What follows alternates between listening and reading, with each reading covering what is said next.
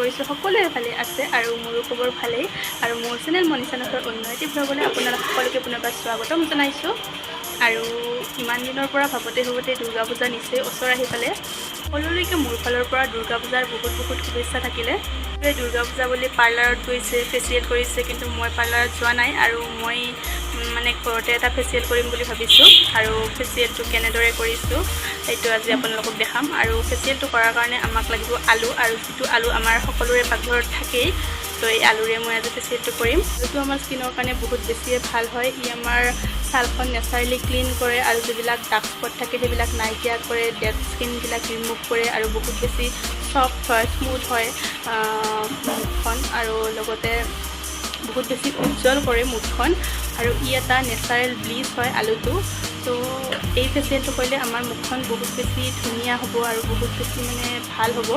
তো আমি পাৰ্লাৰত যাই মানে ফেচিয়েল কৰাতকৈ এনেদৰে আলুৰে মানে ঘৰতে মানে টকা খৰচ নকৰাকৈ বহুত বেছি এটা ভাল ফেচিয়েল কৰিব পাৰোঁ। তো মই এই ফেচিয়েলটো কেনেদৰে কৰিছোঁ আহক ভিডিঅ'টো আৰম্ভ কৰোঁ।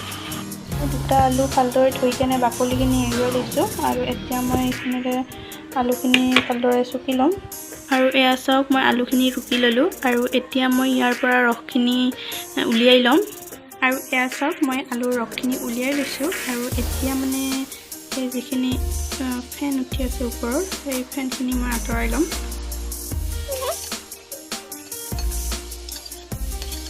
ৰসখিনি অলপ টাইমৰ কাৰণে ৰাখি থৈ দিম এনেদৰে। এতিয়া এই আলুৰ পানীখিনি এটা বেলেগ বাতিত লৈ ল'ম। এতিয়া ৰসখিনিৰ পৰা 2 চামুচ ৰস লৈ লৈছোঁ সেইটো বাতিত, গোলাপ জল দি দিছোঁ, 1 চামুচ ইয়াত মৌ দি মিক্স কৰি লৈছোঁ। আৰু এয়া মোৰ ক্লিনজাৰ ৰেডি হ'ল। এতিয়া মই ক্লিন কৰিম মুখখন এইখিনি। আৰু এতিয়া মই ফেচিয়েলটো কৰাৰ কাৰণে ৰেডি। এতিয়া মই মুখখন ক্লিন কৰি ল'ম আৰু মুখখন ক্লিন কৰাৰ আগত মই ভালদৰে ফেচ ৱাছ কৰি আহিছোঁ মুখখন। আপোনালোকে এইখিনিৰে মুখখন ভালদৰে ক্লিন কৰি ল'ম। আৰু আপোনালোকে কি কৰিব, যদি হাতেৰে ভাল নালাগে তেতিয়াহ'লে তুলি আছে কপাহ, সেই কপাহেৰে ভালদৰে মুখখন ক্লিন কৰি ল'ব এনেদৰে।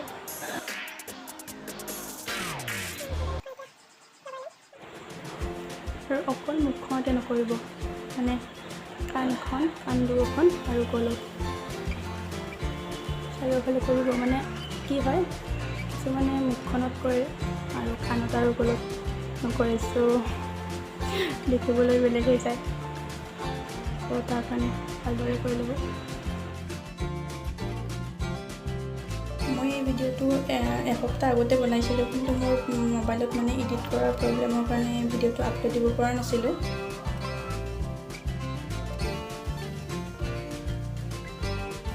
এতিয়া মই মুখখন ভালদৰে মচি ল'ম।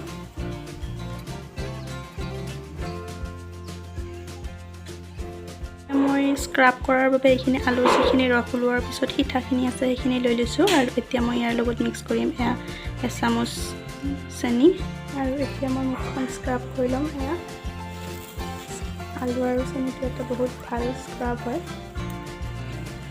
আৰু স্ক্ৰাবটো কৰিলে আপোনালোকে বেছি টাইম নকৰিব, অলপমান টাইম কৰিলে হৈ যাব। স্ক্ৰাবটো বেছিকৈ কৰিলে ভাল নহয়।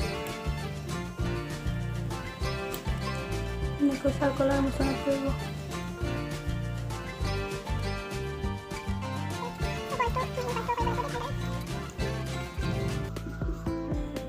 স্ক্ৰাবটো আৰু বেছি টাইম নকৰোঁ, হৈ গৈছে। এতিয়া মই চাফা পানীৰে মুখখন ভালদৰে ধুই আনিম। আৰু এতিয়া মই মুখখন ভালদৰে ধুই আহিলোঁ।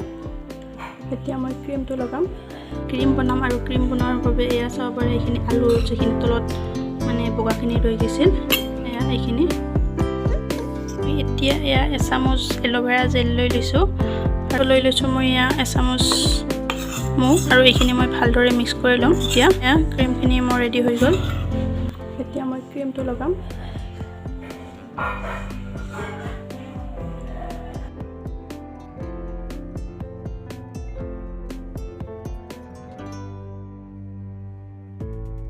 আৰু মই এতিয়া মাছাজ ক্ৰীমটো মাছাজ কৰিম।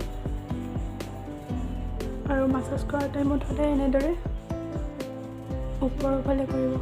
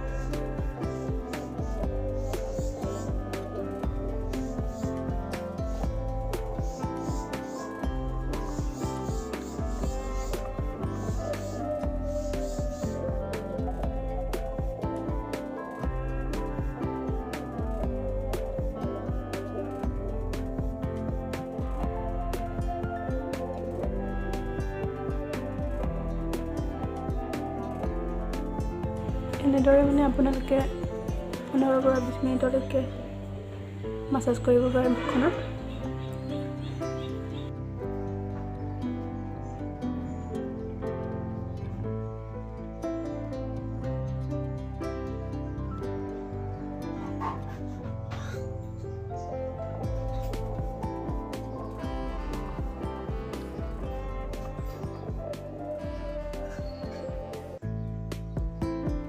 আৰু মই মাছাজটো কমেও 10-20 মিনিটমান কৰিলোঁ। এতিয়া মই মুখখন মুচি ল'ম, ধুই নলওঁ মানে মুচি ল'ম আৰু।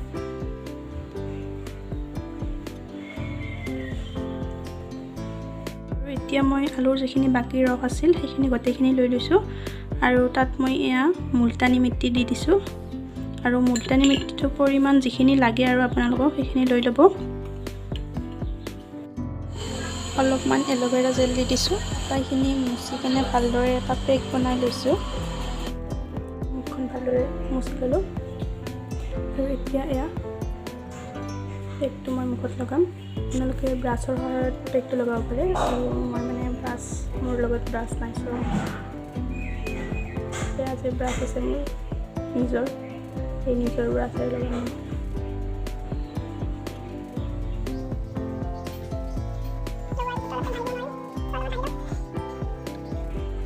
আপোনালোকে মোৰ ভিডিঅ'বিলাক চাই কেনেকুৱা পায় কমেণ্ট কৰি জনাব আৰু আপোনালোকে কমেণ্ট কৰিলে বহুত ভাল লাগে, উৎসাহ পাওঁ ভিডিঅ' বনাবলৈ। চ' কমেণ্ট কৰিবলৈ নাপাহৰিব।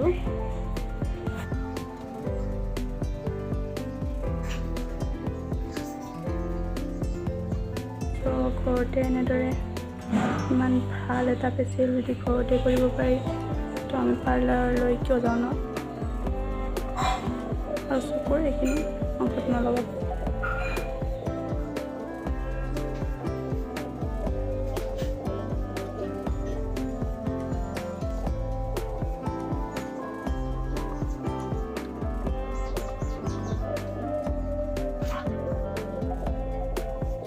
আৰু এতিয়া মই ৰৈ যোৱা ক্লিনজাৰ আৰু স্ক্ৰাবখিনিৰে হাত দুখন ভালদৰে চাফা কৰি ল'ম এনেদৰে।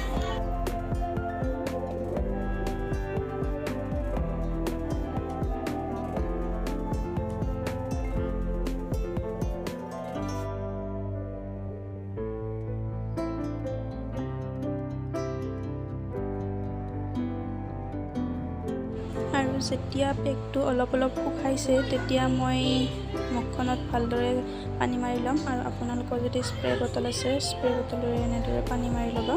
আৰু পেকটো বহুত বেছিকৈ শুকাব নিদিবা, অলপমান শুকালে হৈ যাব। আৰু এতিয়া মই পেকটো লাহে লাহে হাতেৰে চাৰ্কুলাৰ মোচনত এনেদৰে ঘঁহি কিনে নৰম কৰি লৈছোঁ।